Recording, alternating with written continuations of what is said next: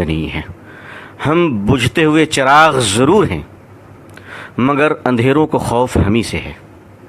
ہم ٹمٹماتے ہوئے چراغ صحیح ہیں مگر یقین مانیے اندھیرے کو اگر کوئی مٹا سکتا ہے تو چراغ ہی مٹا سکتا ہے. اس لیے مایوسی کی تو کوئی گنجائش نہیں. ہاں غصہ ضرور ہے اور غصہ زندوں کو ہوا کرتا ہے، مردوں کو نہیں. مسلمانوں کو اگر حالات پہ غصہ ہے تو میں اس غصے کو مٹاؤں گا نہیں بلکہ اس غصے کی پرورش کرنا چاہتا ہوں. میں کہتا ہوں ہاں مسلمانوں غصے پہ آؤ اور اتنا غصہ کرو کہ اپنے اندر چھپے ہوئے شیطانوں سے دشمنی شروع کر دو.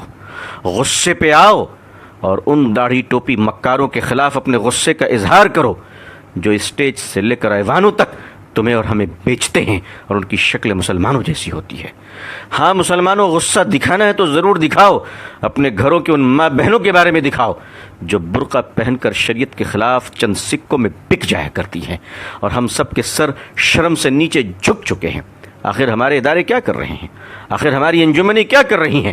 مسلمانوں غصہ کرنا ہے مایوس مت ہو. اگر کرنا ہے تو ایک کام کرو، مسجدوں کا حساب شروع کرو، مدرسوں کا حساب شروع کرو، بولنے والوں کا حساب شروع کرو. ایک بنیا بھی اپنی دکان کو جب بند کرتا ہے تو شام میں حساب کرتا ہے کہ میں نے پایا کتنا ہے اور کھویا کتنا ہے. 70 سال ہو گئے ہندوستان کی آزادی کو. ہم سے زیادہ جلسے کسی قوم نے نہیں کیے ہوں گے، ہم سے زیادہ تقریریں کسی قوم نے نہیں کی ہوگی. ہم اپنا حساب کیوں نہیں کرتے؟ ہم اپنا حساب کیوں نہیں کرتے؟ حساب سے ڈرتے کیوں ہیں ہم؟ جب تک جو قوم حساب نہیں کرتی وہ آگے نہیں بڑھا کرتی ہے. آپ کو آگے بڑھنا ہے تو حساب لینا سیکھیے، حساب دینا سیکھیے، حساب پوچھنا سیکھیے. ایک حساب میں پیش کرتا ہوں آپ کے سامنے. ہندوستان کے مسلمانوں کی آبادی کتنی ہوگی؟ چلیے میں کم بتاتا ہوں آپ کو، 20 کروڑ ہوگی، زیادہ ہی انشاءاللہ. میں 20 کروڑ بتا رہا ہوں. اس 20 کروڑ میں دوستو، میرے بھائیوں، میری دینی بہنوں، آپ کا بھائی آپ سے ایک سوال کر سکتا ہے؟ آپ مجھے سینے پر ہاتھ رکھ کر بتائیں کہ اس ہندوستان کے 20 کروڑ مسلمانوں میں 5 وقتہ نمازی کتنے پرسنٹیج ہیں؟ کتنے پرسنٹ ہیں؟ آپ یقین مانیے میں نے یہ سوال بہت لوگوں سے کیا ہے. میں نے یہ سوال ایئر کنڈیشن کمروں میں بیٹھنے والوں سے کیا ہے، سڑک کے کنارے پھل بیچنے والوں سے کیا ہے، کلکتے کی سڑک پہ رکشہ چلانے والوں سے میں نے سوال کیا ہے. مجموعی طور پہ جو مجھے جواب ملا ہے اس کا ایک اوسط درجہ یہ ہے کہ ہندوستان میں مسلمانوں میں 5 وقتہ نمازی صرف 2% ہے. صرف 2%. جمعے کے نمازی 5% ہے، رمضان کے نمازی اس سے زیادہ ہے، الوداع کے نمازی اس سے زیادہ ہیں اور عید کے نمازی اس سے زیادہ ہیں. میں آپ سے پوچھ سکتا ہوں کہ 20 کروڑ مسلمانوں میں 2% نمازی مسلمان مسجد میں آتے ہیں. 98% مسلمان کہاں ہیں؟ سڑک پہ، بازار پہ، کلب میں، جوئے کے اڈوں میں، چائے کی دکانوں میں، ہوٹلوں میں. اللہ کی مدد کس پر آئے گی اور کس طرح آئے گی؟ خدا کی نصرت کہاں گرے گی بتاؤ مجھے. اور یہ 2% نمازی ہندوستان میں کیوں ہیں؟ اس وقت آپ سوچیے، اس وقت جب ہندوستان میں 20 کروڑ مسلمان، 3.5 لاکھ مدرسے، 6 لاکھ مسجدیں، 4 لاکھ سے زیادہ علماء اور پچھلے کم و بیش 150 سال سے تبلیغی جماعت گلی گلی گھوم رہی ہے. اتنا کرنے کے بعد بھی 2% نمازی. آخر ہم کر کیا رہے ہیں؟ آخر ہم کہاں ہیں؟ اب کب تک ہم شطرنج کی چال کا جواب کشتیوں سے دیتے رہیں گے؟ اگر ہم اپنے چال کو نہ بدلے، اپنے مزاج کو نہ بدلے، دوسروں کو سننے کا مزاج نہیں بنایا، اپنا حساب کرنا نہیں سیکھا، بدتمیزیاں بند نہیں کی اور شرافت کو اختیار نہ کیا، تو دنیا آج نفرت کر رہی ہے، کل گلی گلی میں بھگائے گی، دوڑائے گی. اس دنیا کو نفرت اسلام سے نہیں ہے، اس دنیا کو نفرت مسلمانوں کے بیڈ کریکٹر سے ہے، مسلمانوں کی بدتمیزی سے ہے، مسلمانوں کی بد زبانی سے ہے. مجھے معاف کیجیے گا، میں سخت بول رہا ہوں لیکن میں کیا کروں؟ میں کیا کروں؟ کوئی شادی کا منڈپ نہیں جہاں میں گلے مل کر مبارکباد دوں. میری قوم بارود کے ڈھیر پہ بیٹھی ہے، قوم کے ہزاروں جنازے تیار ہیں. میں محبت کی باتیں، سہلانے کی باتیں، چودھریوں کو سمجھانے کی باتیں، مالداروں کی خوشامد پسندی کی باتیں میں نہیں کر سکتا. جو قوم، اس قوم کا المیہ یہ ہے کہ جھوپڑی میں رہنے والوں سے لے کر محلوں میں جینے والے مسلمان سب کے کیریکٹر ایک ہی ہیں، کوئی فرق نہیں ہے. کیریکٹر کے سٹائل الگ ہیں.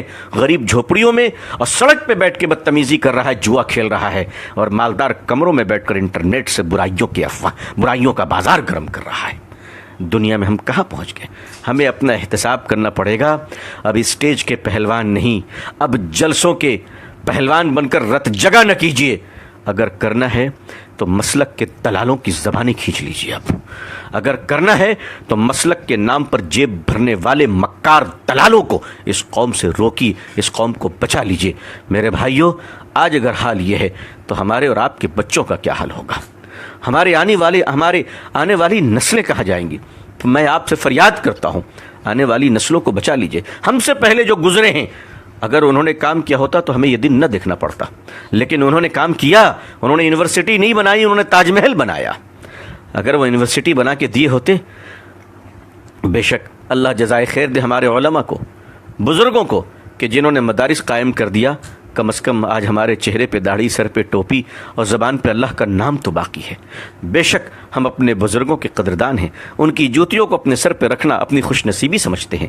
اللہ والوں کا احترام اب خود پر واجب سمجھتا ہوں.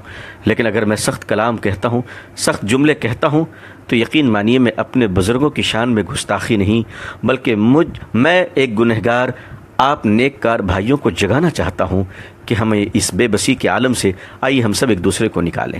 اگر مدارس کے حالات کو ہم نے اچھے نہیں کیے, اگر مدارس کے چندوں کے خرد برد کو بند نہ کیا گیا, اگر زکوٰۃ کے مال پر بے ایمانی اور محتمین کی اجارت داری اور زکوٰۃ کا مال لے کر مہمانوں پہ خرچ کرنا اور بے ایمانی کرنا اور کمیشن کی بنیاد پر چندہ لینا, مدرسوں کی کمیشن کی بنیاد پر لوگ چندے لے رہے ہیں. اگر آپ نے 1000 روپے زکوٰۃ دیا ہے تو 500 روپے مدرسہ پہنچتا ہے اور 500 روپے اس دلال کے جیب میں جاتا ہے, آپ کی زکوٰۃ ادا نہیں ہوتی. اس قسم کی نحوست اور مردودیت کی وجہ سے آج علماء کے چہرے سے نور نکل رہا ہے. آج دین کی باتیں کرنے والوں کی زبان بے اثر ہو رہی ہے. یہی وجہ ہے کہ مسلمانوں کے اندر بڑی مایوسی چھا رہی ہے, کیونکہ جو ہاتھ پکڑ کر ہمیں نکالنے اور سنبھالنے والے تھے, جب انہی پر شک ہو جائے تو بڑا خطرہ ہوتا ہے, بڑا خطرہ ہوتا ہے. حالانکہ میں جانتا ہوں کہ ایسے لوگ آٹے میں نمک کے برابر ہیں, ایسے بے ایمان دلال قسم کے لوگ بہت تھوڑے ہیں, مگر انہی تھوڑوں نے تو اچھوں کو شرمندہ کر رکھا ہے, انہی تھوڑوں نے تو اچھوں کے حالات برباد کر رکھے ہیں. عزیزان ملت محاسبہ کرے, ملت محاسبہ کرے, اور بالکل محاسبہ کر اپنا حساب کرے, ورنہ اس کے بغیر آگے بڑھنا مشکل ہو جائے گا. امید ہے کہ یہ ویڈیو آپ کو پسند آیا ہوگا. ڈی این اے میں اب ایک بریک کا وقت ہے.